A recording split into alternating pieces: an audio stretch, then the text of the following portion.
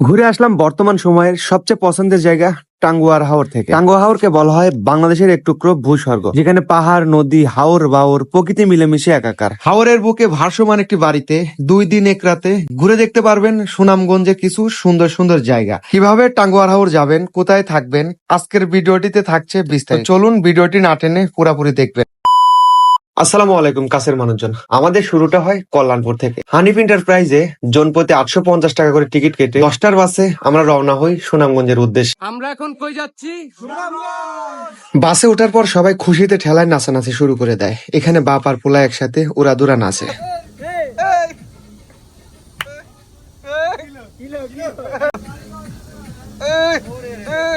আমাদের বাসটি 10টায় ছাড়ার কথা থাকলেও বাস ছাড়তে ছাড়তে 10টা 30 বেজে যায়। অলরেডি সুনামগঞ্জের উদ্দেশ্যে বাসটি যাত্রা শুরু করেছে। চারপাশের এরকম মনোমুগ্ধকর দৃশ্য দেখে আপনারা অবশ্যই বুঝতে পারছেন আমরা সুনামগঞ্জে চলে এসেছি। সকালবেলার এই অপরূপ সৌন্দর্য উপভোগ করতে করতে আমরা চলে এসেছি সুনামগঞ্জের উইসখালী বাজারে, যেখান থেকে আমাদের হাউস বোটে উঠতে হবে। আমরা 7টার মধ্যে আমাদের হাউস বোটে উঠে পড়ি, কিন্তু হাউস বোটের ম্যানেজার এখনো আসেনি, তাই বোট ছাড়তে ছাড়তে 8টা বেজে যায়। ম্যানেজার আসার পর আমাদের বোটটি ছেড়ে দেয় টাঙ্গুয়া হাওরের ওয়াচ টাওয়ারের উদ্দেশ্যে। ওয়াচ টাওয়ার যেতে যেতে এই হাউস বোট সম্পর্কে কিছু কথা আপনাদের সাথে শেয়ার করি। আমরা এই হাউস বোটটি বুকিং করি গ্রিন বেল্ট ট্রাভেল এজেন্সির মাধ্যমে। হাউস বোটটির নাম থাকে চন্দ্রবতী।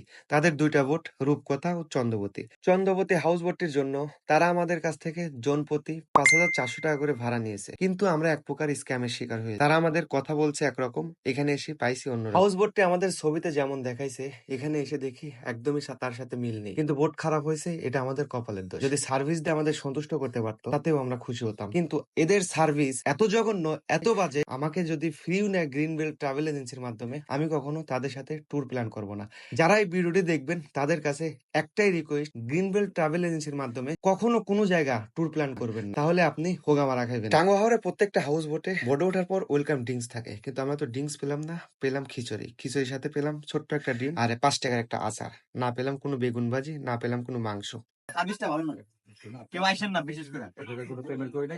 আমরা যে বাজেটে আসছি হয়তো বা আর একটু ভালো পাওয়া যেত, কিন্তু আমাদের কপাল হয়তো খারাপ, এই জন্য আমাদের সাথে এমন হচ্ছে। কারণ তাদের খাবার দাবার জঘন্য বাজে, যেটা একবার খেলে দ্বিতীয়বার আর কখনো খাইতে মন চাইবো না।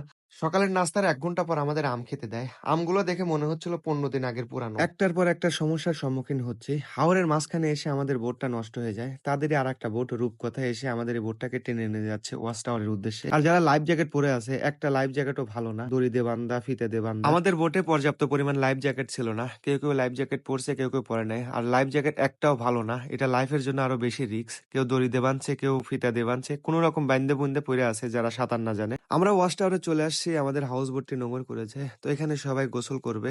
লাইফ জ্যাকেট পরেছে যারা সাঁতার না জানে, আর যারা সাঁতার জানে তারা তো লাইফ জ্যাকেট পরে নাই, কারণ লাইফ জ্যাকেট এখানে নাই, এই জন্য পরে নাই। এখন চলে এসেছি কোথায়? মাছ নদীতে। ইয়ে!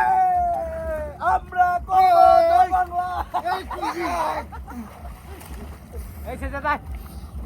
যাও আব্বা যাও সে দাদা সেম ফলাইছে, কই গেল? নিচে লই। সে দাদা আসো। কই? ওই এই কাচ্চু। দাদা আসবা বাবা? নামাই দেন তো। গোসল শেষ হওয়ার পর আমাদের দুপুরের খাবার দেয়। খাবারের মেনুতে ছিল ব্রয়লারের মাংস, আলু ভর্তা আর ডাল। ব্রয়লারের মাংস বাসায় রান্না করলে আমি বাসায় যাই না, কিন্তু এদের দুঃখে পরে আমার খেতে হয়েছে ব্রয়লারের মাংস। খাওয়া দাওয়া শেষ করে আমাদের বোটটি রওনা হয়েছে টেকেরঘাটের উদ্দেশ্যে, যেখানে আমরা একটা ভাসমান হাউস বোটে রাত্রি যাপন করব আর উপভোগ করব নীলাদ্রি লেক, লাকমাছড়ার অপরূপ সৌন্দর্য। আমাদের হাউস বোটটি প্রায় টেকেরঘাটের উদ্দেশ্যে চলে এসেছে, কিন্তু যতদূর চোখ যাচ্ছে হাওরের 2 পাশ দিয়ে উঁচু উঁচু পাহাড়। কি স্বর্গীয় দৃশ্য, কি দারুণ, কি অসাধারণ, কি উপমা দেব এই সৌন্দর্যের। পরন্ত বিকেলে আমাদের হাউস বোটটি নোঙর করে নীলাদ্রি লেকের টেকের ঘাটে। এই পরন্ত বিকেলের নীলাদ্রি লেকের অপরূপ সৌন্দর্য দেখে কার না ভালো লাগবে। এটা পাকিস্তান, মালদ্বীপ কিংবা সুইজারল্যান্ড নয়, চোখ জুড়ানো এই অপার সৌন্দর্য দেখা মিলবে এই নীলাদ্রি লেকে আসলেই। প্রকৃতির এমন রূপ বারবার দেখেও যেন মন ভরবে না, যেখানে আকাশ মিশেছে পাহাড়ের বুকে।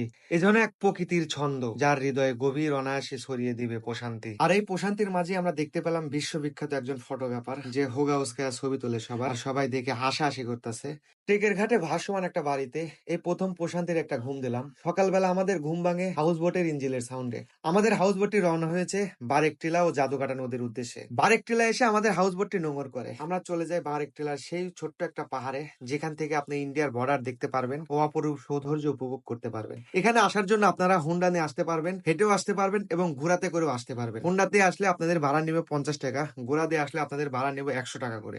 বারেক টিলা থেকে আমাদের হাউস বোটটি চলে যায় শিমুল বাগান। এখানে অনেকগুলো হাউস বোট নোঙর করেছে, সবাই চলে গেছে শিমুল বাগানের উদ্দেশ্যে। শিমুল বাগান, যেটা শীতের দিনে দেখতে অসম্ভব সুন্দর, কারণ শিমুল বাগানে তখন ফুল থাকে লাল টকটকে, আর এখন এরকম প্রাকৃতিক স্যাঁতস্যাঁতে সবুজে ঘেরা। এই নদীর নাম করা হয়েছে জাদুকাটা নদী। আমার মনে হয় জাদু দিয়ে কাটা হয়েছে, এই জন্য জাদুকাটা নদী। এই নদীর পানি যেমন স্বচ্ছ তেমন শীতল, আপনি এই পানিতে নামলে আর উঠতে মন চাইবে না। টাঙ্গুয়া হাওরের 2 দিন 1 রাতে আমার কাছে সব থেকে বেশি ভালো লেগেছে জাদুকাটা নদী। এই নদীর পানি যেমন শীতল তেমন স্বচ্ছ, আপনি যত গভীরে যান না কেন আপনাকে দেখা যাবে। তাই মনের আনন্দে হাউস বোটের উপর থেকে দিলাম একটা লাফ। যতক্ষণ পারলাম এই পানিতে ডুবাই নিলাম, আনন্দ করে নিলাম, মনের প্রশান্তি নিয়ে নিলাম এই পানির মধ্যে। ভাই ভালো দেখে একটা দেন ভাই। উড়ালো চালা ভিতরে উড়ালো। এটা ছিল আমাদের ফেরার দিন দুপুরের খাবার। ছিল মাছ ভর্তা, গতকাল রাতে বেঁচে যাওয়া লাউ সবজি আর হাওরের সব থেকে ছোট মাছ। এই হচ্ছে খাবারের মেনু। এই হচ্ছে আমাদের ফেরার দিন দুপুরবেলার খাবার, যেখানে আছে একটু সবজি এবং কিসের সবজি এটা, লাউ লাউ তরকারি, সাথে আছে সাথে এই হচ্ছে অবস্থা লাউয়ের। লাউ কোনোভাবেই ভাঙতেছে না, আপনারা দেখতে পাচ্ছেন। এরপরে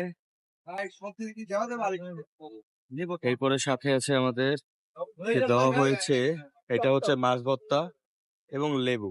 লেবুর এরকম অবস্থায় লেবু দেখছি বিচের মধ্যে কাটে, কিন্তু এইভাবে কে কাটে খাবারের সময় লেবু। সাথে এখানে দেওয়া হয়েছে আমাদের হাওরের ছোট ছোট পোনা মাছ, যেখানে অন্য অন্য বোর্ডে দেওয়া হয় বড় বড় মাছ 1 পিস করে, সেইখানে এখানে দেওয়া হয়েছে পোনা মাছ। একটা উঠাও মাছের সাইজটা দেখাও ঘুরে, এই হচ্ছে মাছের সাইজ। এরকমটা আশা করিনি, অ্যাটলিস্ট মাছটা যদি খাইতে পারতাম না পারি হাওরে। টাঙ্গুয়া হাওরের ট্যুরটা আমাদের কাছে স্মৃতি হয়ে থাকবে। সব থেকে বেশি প্যারা দিয়েছে বোর্ড এবং তাদের সার্ভিস। যেমন খাবার খারাপ ছিল, তাদের সার্ভিসও তেমন খারাপ ছিল। চন্দ্রবতী হাউস বোট আমাকে ফিরিয়ে নিয়ে আসলে আমি আর আসবো না। হাওরের সৌন্দর্য হচ্ছে বৃষ্টি, কিন্তু আমরা 1 চুল পরিমাণ বৃষ্টি পাই। এই দুঃখ ভরা বেদনা নিয়ে শেষ করছি ভিডিওটি। আল্লাহ হাফেজ।